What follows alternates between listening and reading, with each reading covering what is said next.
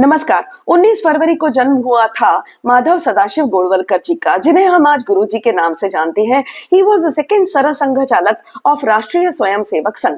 उनका जन्म हुआ था रामटेक में and he was the only surviving child of the parents out of the 9 children that they had. उन्होंने एमएससी किया जूलॉजी में बनारस हिंदू विश्वविद्यालय से। He was greatly inspired by Madan Mohan Malviya.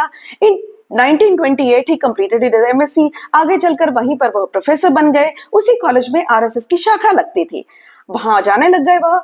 He was प्रेरित by the राष्ट्र कार्य that was being done by RSS, परंतु उनका झुकाव आध्यात्म की तरफ ज्यादा था, इसीलिए वह सारागाची चले गए रामकृष्ण आश्रम में और वहां स्वामी अखंडानंद जी से उन्होंने संन्यास की दीक्षा ली। स्वामी अखंडानंद जी was none other than the direct disciple of Swami Vivekananda. 1933 में उनकी मुलाकात हुई डॉक्टर हेडगेवार जी से। डॉक्टर हेडगेवार जी की मृत्यु हुई 1940 में और पूरा कार्यभार राष्ट्रीय स्वयंसेवक संघ का 34 ईयर ओल्ड माधव सदाशिव गोलवलकर जी के कंधों पर पड़ गया। In the coming 33 years, he worked tirelessly for bringing up this organization.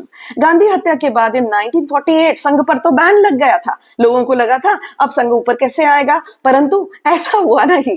संघ और ऊपर आया। इनफैक्ट उसकी अनेक शाखाएं खुली, अनेक ब्रांचेस खुले।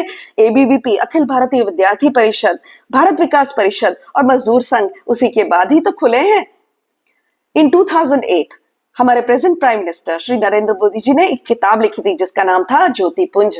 उस किताब में उन्होंने कंपेयर किया है गुरु जी को to Buddha and to Tughlaq and to Shivaji. काफी लोगों ने गुरु जी को यह पूछा कि आपने तो संन्यास ले लिया था, फिर आपने आरएसएस का काम क्यों शुरू कर दिया? तब उन्होंने कहा स्वामी विवेकानंद का स्वप्न था कि हमारे देश को विश्व गुरु बनाने का।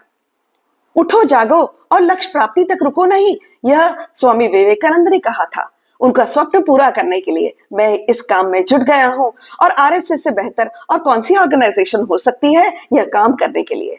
आज उनकी 120वीं जयंती पर उन्हें शत शत नमन। बहुत बहुत धन्यवाद।